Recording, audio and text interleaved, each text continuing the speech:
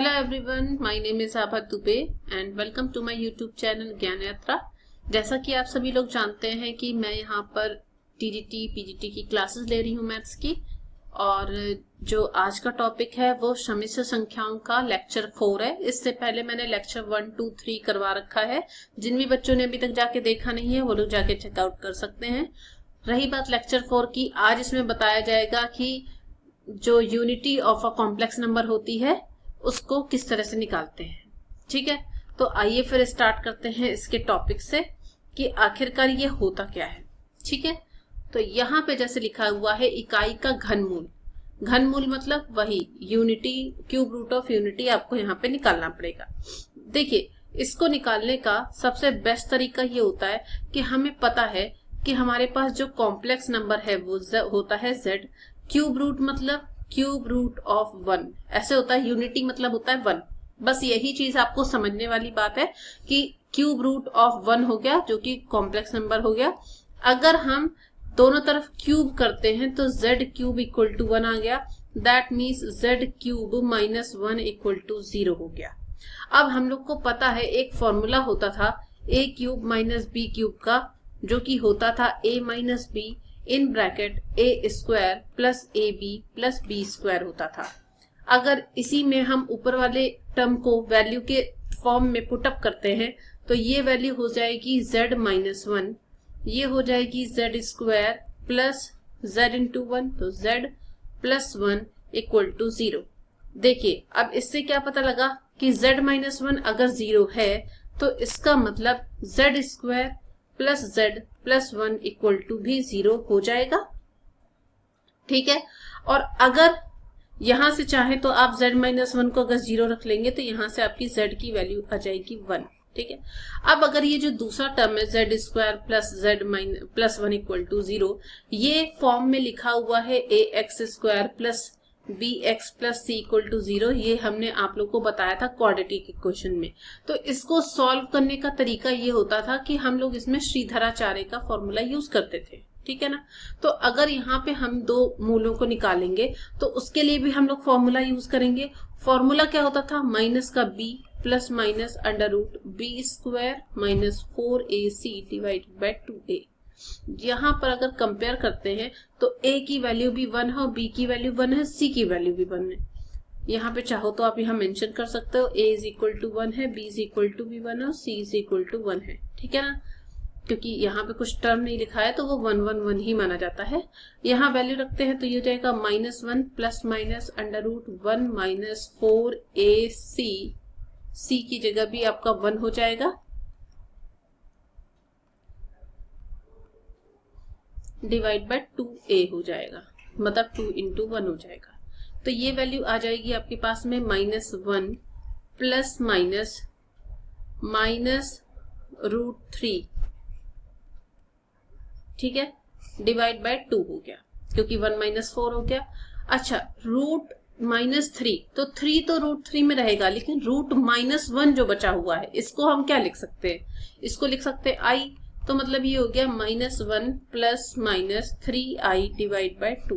मतलब इसके दो कंपोनेंट बनेंगे, एक बनेगा माइनस 1 प्लस 3i अपॉन 2, दूसरा बनेगा माइनस 1 माइनस 3i अपॉन 2, और एक यहाँ पर देखिए हम लोग ने z इक्वल टू 1 भी निकाल रखा था तो वो भी यहीं आ जाएगा। इस तरह से आपके पास में 3 मूल हो गए हैं, जिसमें से 2 लगभग सेम है, बस एक दूसरे के संयुग्मी है, और जो तीसरा वाला है वो एक वास्तविक संख्या है, 1 है।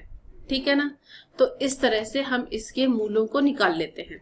मेन टॉपिक यहाँ पे ये है कि अगर आपके पास ये मूल दे रखे हैं तो इसकी कुछ प्रॉपर्टीज होती हैं, तो वो प्रॉपर्टीज कौन सी होती हैं वो यहाँ पे हम लोग डिस्कस करेंगे। ठीक है ना, तो इसकी जो पहली प्रॉपर्टी होती है वो ये होती है कि इकाई के 3 घनमूलों में से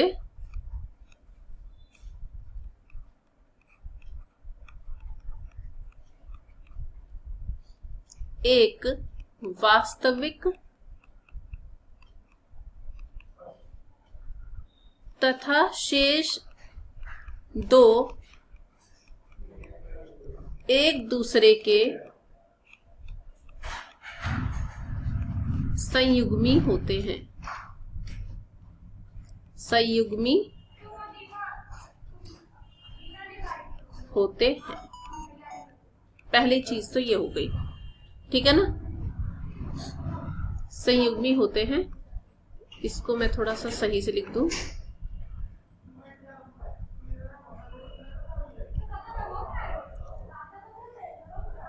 दूसरा ये है कि देखो संयुग्मी होते हैं तो वो तो यहां से प्रूव हो गया कि एक 1 हो गया, बाकी एक दूसरे के संयुग्मी हो गए, मतलब एक में अगर वैल्यू प्लस है तो दूसरे में वैल्यू माइनस में हो जाएगी। दूसरा ये होता है कि इकाई का प्रत्येक सम्मिश्र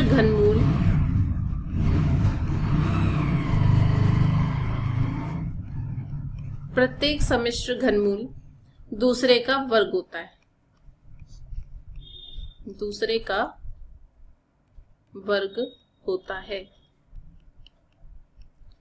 इसका मतलब ये हो गया कि इकाई का प्रत्येक सम्मिश्र घनमूल दूसरे का वर्ग होता है। चूंकि हम लोगों ने वैल्यू तो निकाल ली और दोनों की वैल्यू भी आपको पता है, अगर हम इसका स्क्वायर करके देखेंगे तो वो पहले वाले के बराबर आएगा, ठीक है ना। यही बोला गया है, सिर्फ प्रॉपर्टी के तौर पे लिख दे रहे हैं, बाकी आप लोग को सिर्फ इसको पढ़ने की जरूरत है, बाकी कुछ नहीं करना है।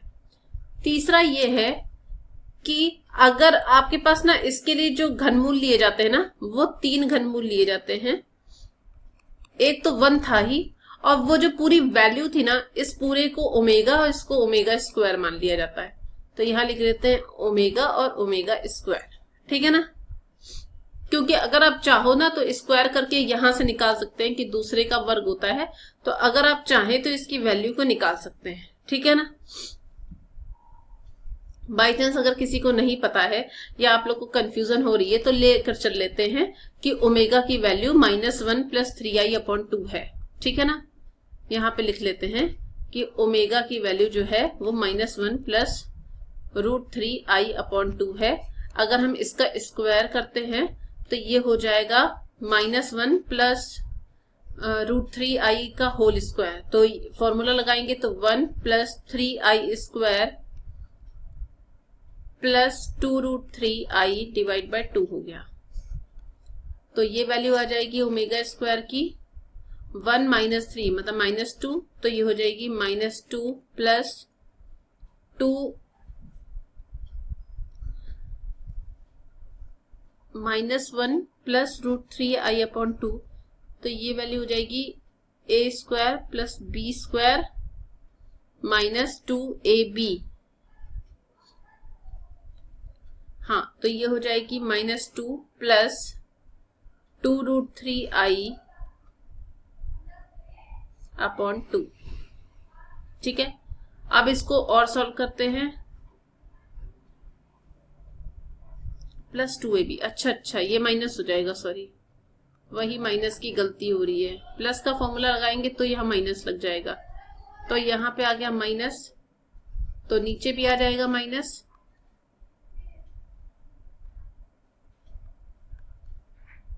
अब इसको 2 से डिवाइड कर देते हैं तो ओमेगा स्क्वायर की वैल्यू हो जाएगी -1 - √3i/2।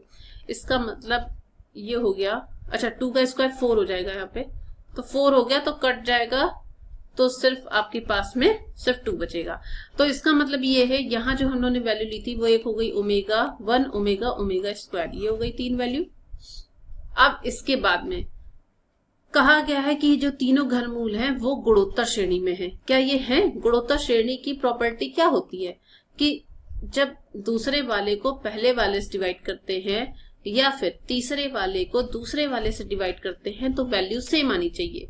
तो हाँ भाई, सेम आ रही है वैल्यू, क्योंकि ये कट होके ओमेगा आएगा, तो ये दोनों बराबर आ रही हैं। इसका मतलब ये जो पार्ट है 1 ओमेगा स्क्वायर, ये किस में है? जीपी में है, गुणोत्तर श्रेणी में है, मतलब जीपी में ये चीज है, ठीक है ना। तो तीसरा तो प्रॉपर्टी ये हो गई।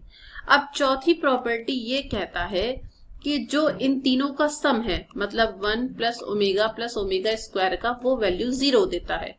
चलो भाई इसे भी चेक कर लेते हैं कि क्या ये देता है या नहीं देता है। तो 1 प्लस इसकी वैल्यू क्या होती है, -1 प्लस √3i/2 और ओमेगा स्क्वायर की वैल्यू क्या थी, -1 माइनस √3i/2।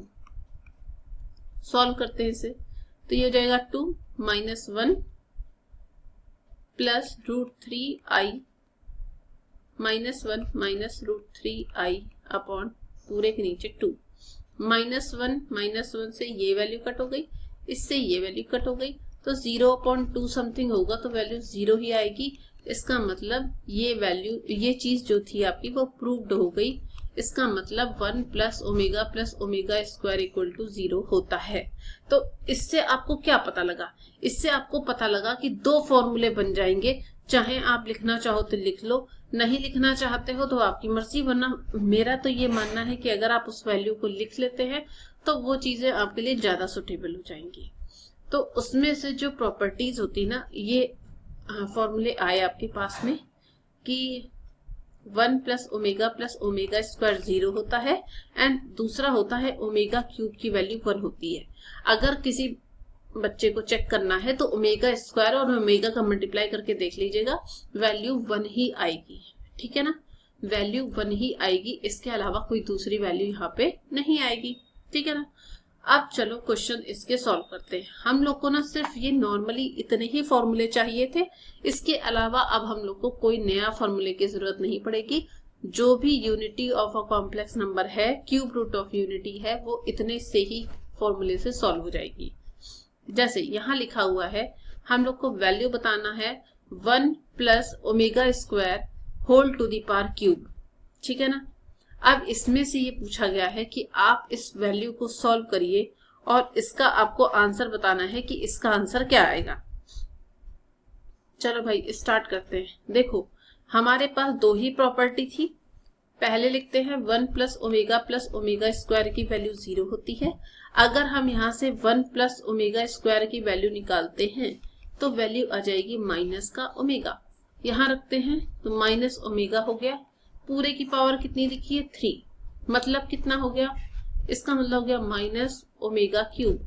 और मैंने एक प्रॉपर्टी और बताई है कि ओमेगा क्यूब की वैल्यू 1 होती है, इसका मतलब इसका आंसर -1 आ जाएगा। बात समझ में आई, इसका आंसर -1 आ जाएगा।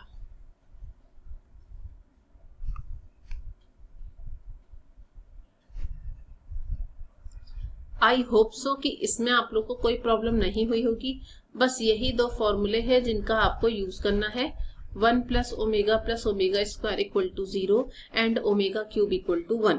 ठीक है, अब चलते हैं नेक्स्ट क्वेश्चन की तरफ। यहाँ पर लिखा हुआ है इवेल्युएट करना है 1 plus omega minus omega square whole to the power 7 if omega is one value of the cube root of unity. देखो इतना लंबा चौड़े से कोई फर्क पड़ता नहीं है, हम लोग चलते हैं डायरेक्ट वैल्यू पर। तो 1 plus omega minus omega square की पावर 7 दे रखा है।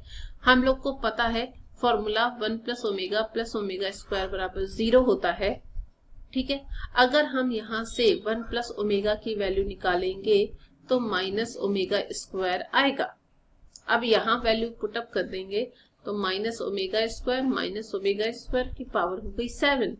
सॉल्व और करते हैं अगर इसे, तो ये हो जाएगा -2 ओमेगा स्क्वायर की पावर 7।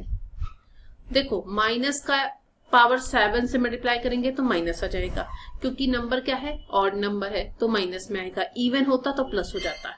2 की पावर 7 का मतलब हो गया 2 की पावर 6 होता है 64। ठीक है ना, तो 2 की पावर 7 का मतलब कितना हो गया, 128। ओमेगा की पावर स्क्वायर है, स्क्वायर की पावर 7, तो स्क्वायर की पावर 7 मतलब हो गया 14। अब देखो पावर 14 हो गया, मतलब -128। पावर 14 को हम क्या लिख सकते हैं, 3 की पावर 4, ये लिख लो। 12 यहाँ चला गया, फिर ओमेगा स्क्वायर आ गया। तो देखो हमें पता है ओमेगा क्यूब की वैल्यू कितनी होती है, 1 होती है। यहाँ 1 रखने से पूरी वैल्यू 1 हो जाएगी, तो सिर्फ बच जाएगा 128 इंटू ओमेगा स्क्वायर। तो ये वैल्यू हो गई -128 omega square and this is your final answer.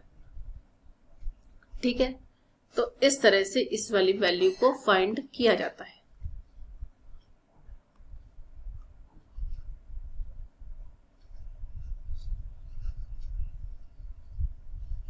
अब चलते हैं नेक्स्ट क्वेश्चन की तरफ।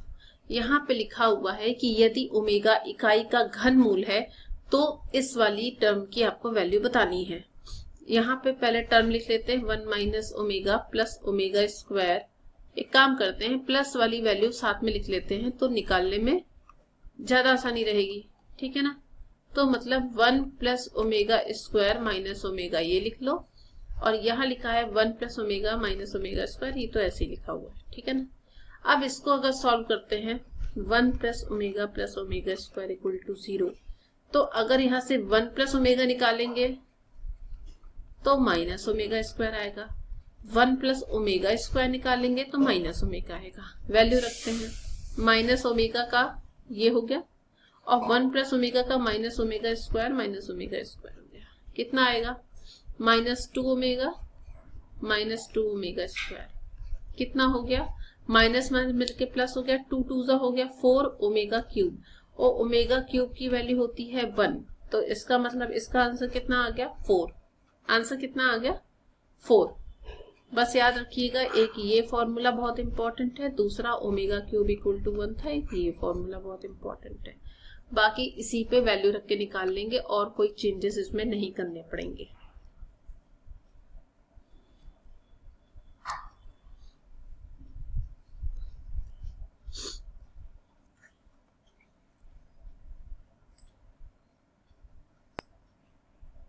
नेक्स्ट क्वेश्चन पे चलते हैं।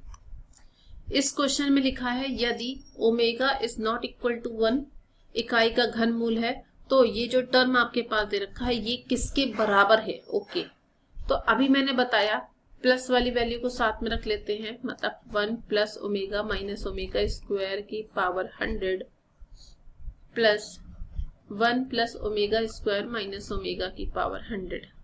फॉर्मूले के अकॉर्डिंग 1 प्लस ओमेगा की वैल्यू माइनस ओमेगा स्क्वायर की पावर 100 हो जाएगी, प्लस माइनस ओमेगा की पावर 100 हो जाएगी। With the help of this formula 1 plus omega square equal to 0 and omega cube equal to 1, जिसका अभी आगे चल के यूज करना पड़ सकता है, नॉट श्योर बट हो सकता है, ठीक है। अब चलिए आगे बढ़ते हैं। ये हो जाएगा -2 ओमेगा स्क्वायर की पावर 100 हो गया, ये -2 ओमेगा की पावर 100 हो गया। माइनस की वजह से वैल्यू प्लस हो जाएगी, सॉरी माइनस की वजह से ये इवन लिखा हुआ टर्म तो ये प्लस हो जाएगा, तो यहां से बचेगा 2 की पावर 100 और ओमेगा की पावर 200, प्लस यहाँ पे भी 2 की पावर 100 और ओमेगा की पावर 100। ओके हाँ, तो ये हो जाएगा 2 की पावर 100 हो गया कॉमन, तो ब्रैकेट में बचेगा कितना? ओमेगा की पावर 200 प्लस ओमेगा की पावर 100। बात समझ में आई? इतना बचेगा। अब इसको रफ कर देते हैं बिकॉज स्पेस बहुत कम है। अब देखो, अगर हमने ऐसा कर दिया तो इसमें से हमें क्या पता लगता है? इसमें से हमें ये पता लगता है कि ओमेगा क्यूब की वैल्यू तो 1 होती है, तो सबको पता है, ठीक है ना। लेकिन अब इस टर्म का क्या करें? मतलब जो हमारे पास में 100 इंटू 2 मतलब 200 लिखा हुआ है ना, तो 200 कहाँ से आएगा, है ना। ये भी तो सोचो ना कि 200 का हम क्या करेंगे। चाहे तो मतलब आप यहां से ओमेगा की पावर 100 कॉमन ले लो, वो भी मतलब कर सकते हैं। लेकिन अगर कोई आपसे कहे कि आपको इस वैल्यू को फाइंड करना है तो आप इस वैल्यू को कैसे निकालेंगे, ठीक है ना। तो देखो ओमेगा की पावर 100 और यहाँ पे लिखा हुआ है ओमेगा, ठीक है ना। यहाँ पे हम लोग यहाँ पे वैल्यू निकाल लेते हैं ओमेगा की पावर 200। ये सब सॉल्व करने के लिए है ताकि आप लोग को कोई प्रॉब्लम ना रहे, उसके लिए मैं कर रही हूँ। तो इसको लिख सकते हैं ओमेगा की पावर 200, इसका मतलब हो गया 3 इंटू 66 और इंटू ओमेगा स्क्वायर, क्योंकि ये हो गया 198 इंटू ओमेगा स्क्वायर। अब देखो क्यूब के फॉर्म में है तो ये पूरी वैल्यू 1 हो गई, इसका मतलब ओमेगा की पावर 200 को हम ओमेगा स्क्वायर लिख सकते हैं। अब ऐसे ही पावर 100 को लिखेंगे तो ओमेगा क्यूब की पावर 33, तो ये 99 हो गया ओमेगा, तो ये पूरी वैल्यू 1 हो गई। तो मतलब ओमेगा की पावर 100 को हम सिर्फ ओमेगा लिख सकते हैं, ठीक है ना। अगर हम इसको ओमेगा लिख सकते हैं तो इसका मतलब इस पूरे टर्म को हम यहाँ लिखेंगे। ये सिर्फ समझाने के लिए मैंने बताया है ताकि आप लोग को कोई प्रॉब्लम ना रहे, ठीक है ना। तो ये वैल्यू आपकी हो जाएगी 2 की पावर 100।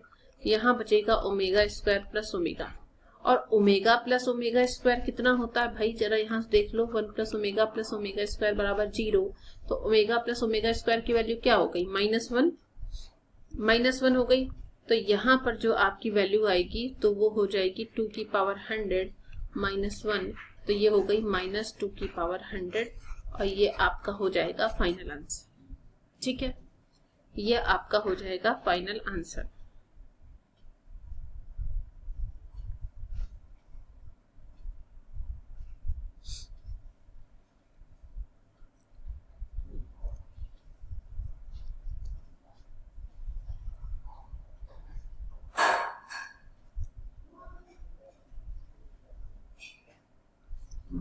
अब चलते हैं नेक्स्ट क्वेश्चन की तरफ।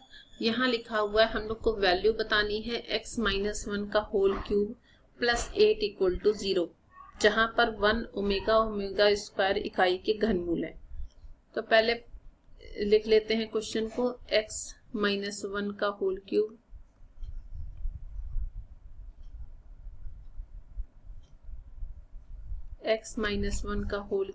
Plus 8 equal to 0। तो प्लस 8 है तो सीधी बात है अदर साइड जाएगा, तो इसको लिख सकते हैं हम -8। -8 को लिख सकते हैं -2 का होल क्यूब, ठीक है ना। अगर हम क्यूब रूट हटाते हैं, मतलब ये क्यूब हटाते हैं, तो यहाँ पे क्यूब रूट लग जाएगा। तो ये हो जाएगा x-1 इक्वल टू माइनस का 2, क्योंकि क्यूब तो इसका हट गया, सिर्फ 1 बचेगा, तो 1 की पावर 1/3 हो जाएगा, ठीक है। अच्छा, 1 की पावर 1/3, इसको अगर आप लिखना चाहें तो क्या लिख सकते हैं, इसको आप लिख सकते हैं 1 ओमेगा और ओमेगा स्क्वायर, क्योंकि क्यूब रूट है यूनिटी का, तो मतलब हो जाएगा 1 ओमेगा स्क्वायर। तो सभी को पता है क्यूब रूट ऑफ यूनिटी यही होते हैं, 1 ओमेगा स्क्वायर, ठीक है ना। तो इस तरह से जो हमारी वैल्यू आएगी निकल कर, तो वो हो जाएगी, यहां से लिखते हैं x की वैल्यू आ जाएगी, सभी पे आपको अलग अलग निकालना पड़ेगा, या फिर आप डायरेक्टली ये लिख सकते हैं कि अभी चूंकि आप वैल्यू निकाल ही रहे हैं, तो यहाँ ये लिख सकते हैं कि x-1 equal to -2 omega square. तो अगर x की वैल्यू निकालेंगे तो -2 + 1 हो जाएगा, दैट मीन्स -1,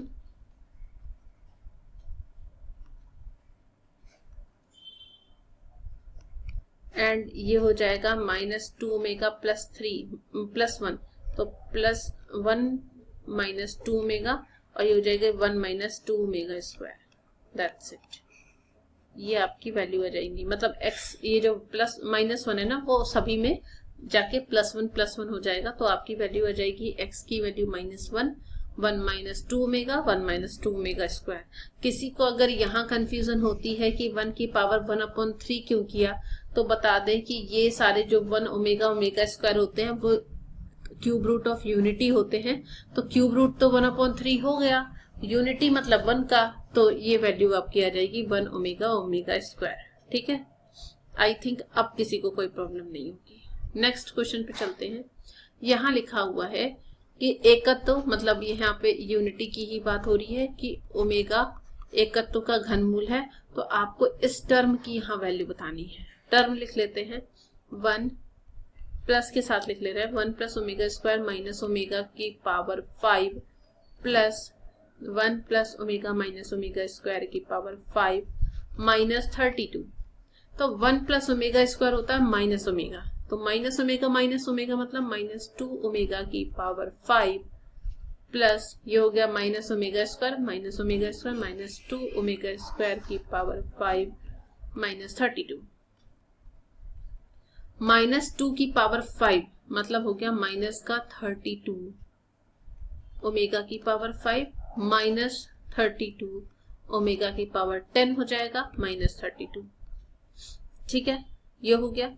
अब यहां से अगर हम -32 कॉमन कर लेते हैं, इसको सॉल्व भी कर लेते हैं साथ में। तो इसको लिख सकते हैं omega cube into omega square, इसको लिख सकते हैं omega cube into omega cube into omega cube into omega, क्योंकि 9 और प्लस 1 10 हो गया, माइनस 32। ओमेगा क्यूब 1 होता है, सबको पता है। तो अगर ओमेगा क्यूब 1 होता है तो यहां से वैल्यू बचेगी minus 32 omega square minus 32 omega minus 32। अब यहाँ पे माइनस 32 कॉमन कर लेंगे तो ये बचेगा omega square plus omega minus 1, sorry minus 32, यहाँ तो कॉमन ही नहीं कर रहे हैं। तो अगर यहाँ पे सॉल्व कर लेते हैं, कॉमन कर लेंगे तो भी कोई फर्क नहीं पड़ता है, आपकी मर्जी, करना चाहो तो कर लो वरना नहीं। अब देखो ओमेगा प्लस ओमेगा स्क्वायर की वैल्यू होती है माइनस 1, ठीक है, माइनस 32 लिखा है। अब माइनस माइनस मिलके हो गया प्लस 32, तो लिखने की जरूरत है नहीं, सिर्फ 32 लिख लो। यहाँ माइनस 32 है, वैल्यू कट हो गई, वैल्यू आ गई 0। ये आपका हो गया फाइनल आंसर, ठीक है। तो मतलब जो इतना बड़ा टर्म था उसका आंसर इतना छोटा सा आया है, वो है 0, ठीक है, उसका आंसर आया है 0। नेक्स्ट क्वेश्चन पे चलते हैं। यहाँ पे भी आपको वैल्यू बतानी है। टर्म लिख लेते हैं 1 प्लस ओमेगा सॉरी माइनस है, 1 plus omega minus omega square, यहाँ लिखा हुआ है 1 plus omega square minus omega.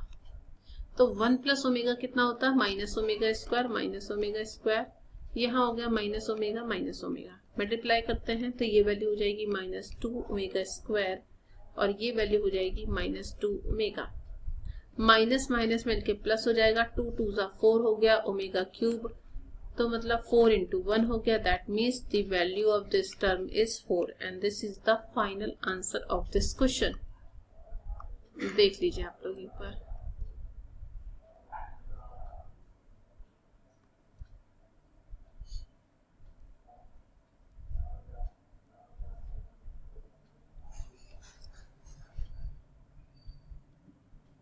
Next question पे चलते हैं।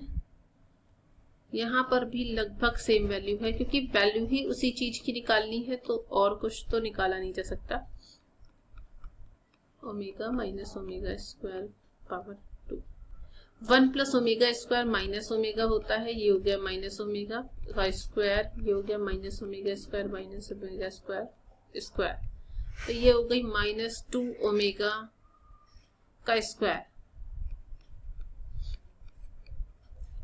और ये हो गई माइनस 2 ओमेगा स्क्वायर का स्क्वायर। तो ये वैल्यू कितनी आ गई, माइनस की वजह से प्लस हो गया, 2 की पावर 4 हो गई, मतलब 2 का पावर 2 मतलब 4 हो गया, ओमेगा स्क्वायर हो गया प्लस 4 हो गया, ओमेगा स्क्वायर का मतलब का स्क्वायर होगा तो ओमेगा क्यूब इंटू 1 लिख सकते हैं, ये हो गया। तो दैट मीन्स ये हो जाएगा 4 ओमेगा स्क्वायर प्लस 4 ओमेगा, क्योंकि ओमेगा क्यूब की वैल्यू तो 1 हो गई, 4 कॉमन कर लेंगे, यहाँ से बचेगा -1, क्योंकि ओमेगा स्क्वायर प्लस ओमेगा की वैल्यू -1 होती है। तो आपके पास जो आंसर आ जाएगा वो हो जाएगा -4 and this is the final answer of this question.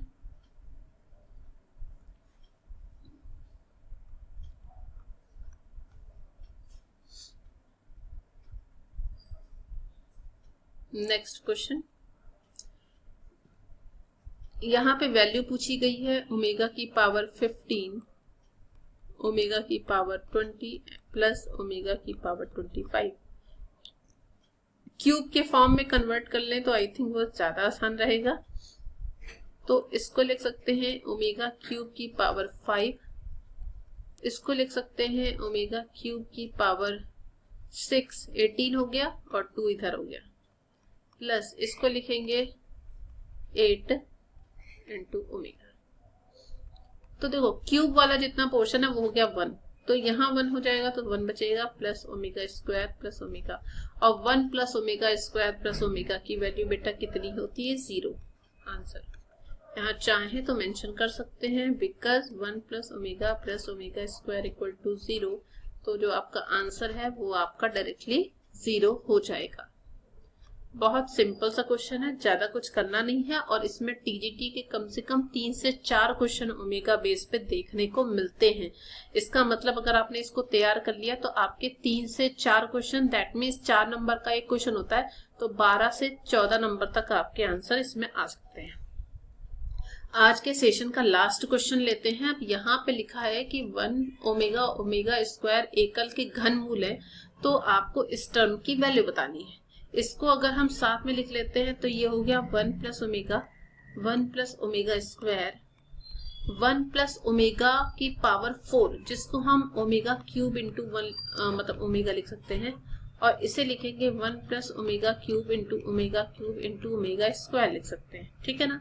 अब देखो ओमेगा क्यूब वाला टर्म तो 1 हो गया, तो ये वैल्यू कितनी आएगी 1 प्लस ओमेगा स्क्वायर, और यहाँ पे भी 1 प्लस ओमेगा बचेगा और यहाँ पे भी 1 प्लस ओमेगा स्क्वायर बचेगा। स्क्वायर कर देते हैं इसे, तो ये हो गया 1 प्लस ओमेगा का भी स्क्वायर हो गया, 1 प्लस ओमेगा स्क्वायर का भी स्क्वायर हो गया। सॉल्व करते हैं इसे। देखो 1 प्लस ओमेगा को हम लिख सकते हैं माइनस ओमेगा स्क्वायर की पावर 2, और जो उसके बगल वाला टर्म है 1 प्लस ओमेगा स्क्वायर को माइनस ओमेगा की पावर 2 लिख सकते हैं।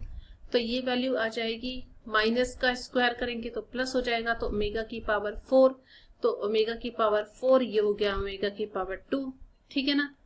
ओमेगा की पावर 6 हो गया, 6 का मतलब कितना हो गया 3 की पावर 2, तो कोई भी वैल्यू होती है तो आंसर आपका कितना आ जाता है 1, क्योंकि हमें पता है कि ओमेगा क्यूब की वैल्यू कितनी होती है 1 होती है। ठीक है ना। तो इस तरह से आपके जो यूनिटी वाले क्वेश्चन थे कॉम्प्लेक्स नंबर के, वो आज कंप्लीट हो रहे हैं। ठीक है ना। आज आपका कॉम्प्लेक्स नंबर का सारा सेशन ही कंप्लीट हो जा रहा है। इसके बाद जो नेक्स्ट क्लास होगी उसमें मैं कॉम्प्लेक्स नंबर में से रिलेटेड जितने भी क्वेश्चन आपके लास्ट 10 ईयर्स में PYQ आए हुए हैं उन सारों को कवर करेंगे और उन सारे क्वेश्चंस को करवाएंगे। इसलिए क्लास लेना मत भूलिएगा, because this is very important for you. तो मिलते हैं आपको नई क्लास में, तब तक सभी को बाय बाय, टेक केयर। और अगर आप लोग को वीडियो अच्छा लगा हो तो लाइक शेयर एंड सब्सक्राइब करना बिल्कुल मत भूलिएगा। Thank you so much to all of you, bye.